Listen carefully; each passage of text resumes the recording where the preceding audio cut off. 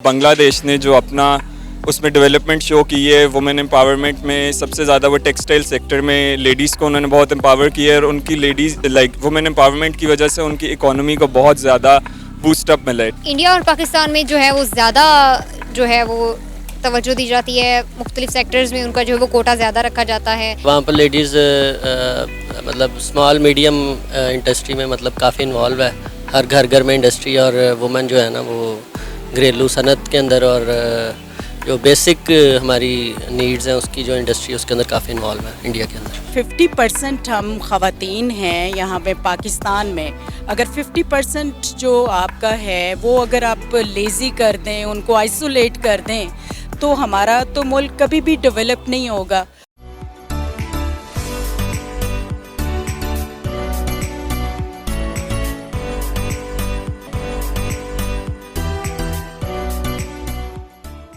अस्सलाम वालेकुम, नमस्ते, सत श्री अकाल। मैं हूँ सना अमजद और आज के प्रोग्राम में हम बात करेंगे वुमेन एम्पावरमेंट पर। सोसाइटी में जहाँ मर्द हजरात अपना अहम किरदार अदा करते हैं, वहीं ख़वातीन भी मर्दों के शाना बशाना हमें चलती हुई नज़र आ रही हैं। आज हम पाकिस्तान के अवाम से पूछेंगे किस मुल्क में वुमेन एम्पावरमेंट ज़्यादा है और किस मुल्क की ख़वातीन को ज़्यादा आज़ादी हासिल है, पाकिस्तान, इंडिया या बांग्लादेश। तो आइए जानते हैं कि पाकिस्तान की अवाम क्या कहती है। आपका नाम? हमजा हसन, फलवशा, जैनुल हसन, वाहब जहांगीर, आकिब, मिसेस सायरा कुरैशी। हमजा, अगर हम वुमेन एम्पावरमेंट की बात करें तो क्या लगता है किस कंट्री में वुमेन एम्पावरमेंट ज़्यादा है, ख़वातीन को ज़्यादा आज़ादी हासिल है? 3 ऑप्शन है आपके पास, इंडिया, पाकिस्तान या बांग्लादेश। मेरे ख्याल से अभी करंटली जो रिसेंट पास में बांग्लादेश ने जो अपना उसमें डेवलपमेंट शो की है वुमेन एम्पावरमेंट में, सबसे ज़्यादा वो टेक्सटाइल सेक्टर में लेडीज़ को उन्होंने बहुत एम्पावर किया है और उनकी लेडीज़ वुमेन एम्पावरमेंट की वजह से उनकी इकोनॉमी को बहुत ज़्यादा बूस्ट अप मिला है। ठीक है, वो इंटरनेशनल लेवल पे काफ़ी ज़्यादा उनको रिकग्निशन मिली है और उसको यूएन ने भी उसको रिकग्नाइज़ किया है। तो आई थिंक अभी currently Bangladesh is in a good position. Overall अगर हम बात करें तो सबसे ज़्यादा रेशो जो है वो इंडिया की है और सेकेंडली पाकिस्तान। और बांग्लादेश की हम बात करें 100 तो इंडिया और पाकिस्तान में जो है वो ज़्यादा जो है वो तवज्जो दी जाती है, मुख्तलिफ सेक्टर्स में उनका जो है वो कोटा ज़्यादा रखा जाता है। तकरीबन I think almost her factor में जो है वो पाकिस्तान में भी और इंडिया में भी जो है वो वुमेंस को ऐड किया जाता है। आर्मी है, पुलिस है, दफातर का जो भी काम है, बैंक्स हो गए और मुख्तलिफ किस्म की प्राइवेट और सरकारी कंपनियां हो गई, जितना भी मतलब कि काम चलता है उसमें वुमेंस को जो है वो उनका मैक्सिमम कोटा रखा जाता है। और अगर हम देखें तो पिछले कुछ सालों से जो है वो रुझान ज़्यादा है लेडीज़ का। अगर हम पिछले 10 सालों की बात कर लें तो पाकिस्तान और इंडिया में इसकी रेशो जो है वो तकरीबन कोई 7 to 8% बढ़ गई है। आपके नज़दीक वुमेन एम्पावरमेंट किस मुल्क में ज़्यादा है, इंडिया, पाकिस्तान या बांग्लादेश? आई थिंक इंडिया में सबसे ज़्यादा वुमेन एम्पावरमेंट है, क्योंकि वहाँ पर लेडीज़ मतलब स्मॉल मीडियम इंडस्ट्री में मतलब काफ़ी इन्वॉल्व है। हर घर में इंडस्ट्री और वुमेन जो है ना वो घरेलू सनत के अंदर और जो बेसिक हमारी नीड्स हैं उसकी जो इंडस्ट्री उसके अंदर काफ़ी इन्वॉल्व है इंडिया के अंदर। मैं समझता हूँ कि इंडिया में ज़्यादा है, क्योंकि हमारे पाकिस्तान में इतनी नहीं अपॉर्चुनिटी, क्योंकि इस्लामी मुल्क है, इसलिए हम औरतों को ज़्यादा ओपन नहीं करते ना। तो मेरे हिसाब से इंडिया में ज़्यादा है। I think according to the population we can categorise India में नंबर 1, नंबर 2 पे मेरा ख्याल बांग्लादेश एंड पाकिस्तान आता है, क्योंकि इंडिया में ज़्यादा है पॉपुलेशन और वहाँ पे ज़ाहिर है ज़्यादा उनको चांसेस मिलते हैं। पाकिस्तान में भी अब काफ़ी ज़्यादा चांसेस मिलते हैं, फैमिलीज़ आने दे रही हैं और हर शोबे में अब जो है ख़वातीन हैं। मैं ख़ुद भी एक एजुकेशनलिस्ट हूँ, लास्ट 25 ईयर्स से मैं एजुकेशन में हूँ और माशाल्लाह बहुत ज़्यादा मेरे स्टूडेंट्स भी जो फ़ीमेल स्टूडेंट्स हैं बहुत ज़्यादा डिफरेंट डिपार्टमेंट्स में आ रही हैं, जिसमें हम सोच भी नहीं सकते थे कि उसमें आ जाएंगी, वो आ रही हैं और हम लोग उनको अप्रिशिएट कर रहे हैं। वुमेन एम्पावरमेंट किसी मुल्क की तरक्की में कितना अहम किरदार अदा कर सकती है? आई थिंक देखें 50% अगर आप मतलब मोटा हिसाब लगाएं तो 50% वुमेन है। तो अगर वो वुमेन एम्पावर हो जाती हैं और वो इकोनॉमी में मतलब जनरेट करती हैं, तो बहुत ज़्यादा मुल्क की तरक्की के लिए। और आजकल तरक्की हाली इकोनॉमी से नहीं, आपकी जो सोशल रिकग्निशन है कि वुमेंस को लाइक औरतों को कितने हकूक़ मिल रहे हैं, उन सारी चीज़ों से बड़ा इंपॉर्टेंट रोल है तरक्की में मुल्क की। अब इसका अंदाज़ा हम यहाँ से लगा सकते हैं कि कायद आज़म अपनी बहन की सपोर्ट के बगैर क्या कर सकते थे। उन्होंने अपनी बहन की सपोर्ट से हमें पाकिस्तान जैसी कंट्री दे दी, हम आज़ाद मुल्क में सांस ले रहे हैं यार, अपनी मर्ज़ी की ज़िंदगी गुजार रहे हैं। हमें आइडिया ही नहीं है कि अगर हम कुछ साल भी, ये नहीं कि हमेशा के लिए कैद में, अगर हम कुछ साल भी मजीद जो है वो इंडिया के साथ बरसगीर में गुजारते तो मेरा ख्याल है कि हमारी नेशन का नाम कुछ ख़त्म होने वाले के बराबर ही था। आपको क्या लगता है कि किसी मुल्क की तरक्की में ख़वातीन कितना अहम किरदार अदा करती हैं? बिल्कुल, देखें हमारी जो पाकिस्तान की पॉपुलेशन को अगर आप देख लें तो आई थिंक रफली जो है ना 51-49 की रेशो है आई थिंक मेल फीमेल की। तो उस हिसाब से अगर आधा काम आदमी करते हैं बाहर, तो औरतें भी कंट्रीब्यूट कर सकती हैं अपना। तो आई थिंक काफ़ी इम्पोर्टेंस है इस वुमेन एम्पावरमेंट की। जितना लेडीज़ इन्वॉल्व होंगी इंडस्ट्री के अंदर, आपकी इंडस्ट्री जो है वो ग्रो करेगी। उसी हिसाब से एंटरप्रेन्योर्स जो हैं वो उतने ज़्यादा बढ़ेंगे मुल्क के अंदर, तो आपकी इकोनॉमी भी को भी बूस्ट मिलेगा।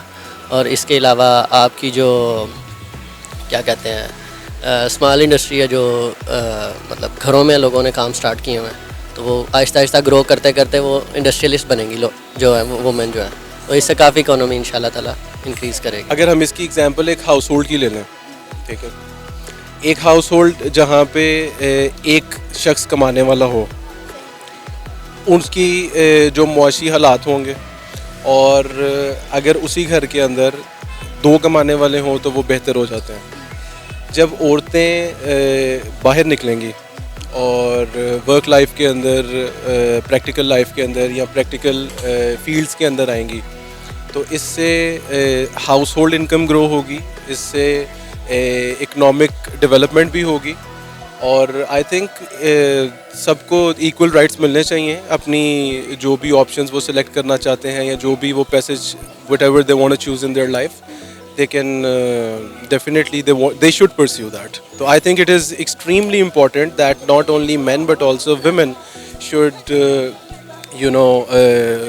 look up towards what field they want to choose. Women empowerment किसी कंट्री की डेवलपमेंट में कितना रोल प्ले करती है? डेफिनेटली 50% हम ख़वातीन हैं यहाँ पे पाकिस्तान में।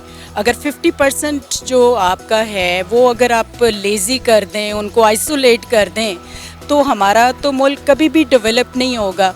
उनको जब तक आप इस सारे प्रोसेस में नहीं लेके आएंगे तब तक डेवलपमेंट नहीं होगी। और मेरा ख़्याल है कि जितने चांसेस देने चाहिए उनको इजी करके, उनकी जो पर्सनल जो प्रॉब्लम्स हैं जिसमें उनका आ जाता है कि टाइमिंग्स हो जाएं, उनके बच्चों का हो जाए, चीज़ें हो जाएं, वो अगर आप हेल्पफुल हैं तो नो डाउट जो मेरा ख़्याल है कि ख़वातीन मर्दों से ज़्यादा काम कर सकती हैं। आपको क्या लगता है कि पाकिस्तान की गवर्नमेंट को ऐसी कौन सी पॉलिसीज़ बनानी चाहिए या किन के सेक्टर्स पर काम करना चाहिए कि ख़वातीन माशरे में अपना पहले से अच्छा और बेहतर किरदार अदा कर सकें?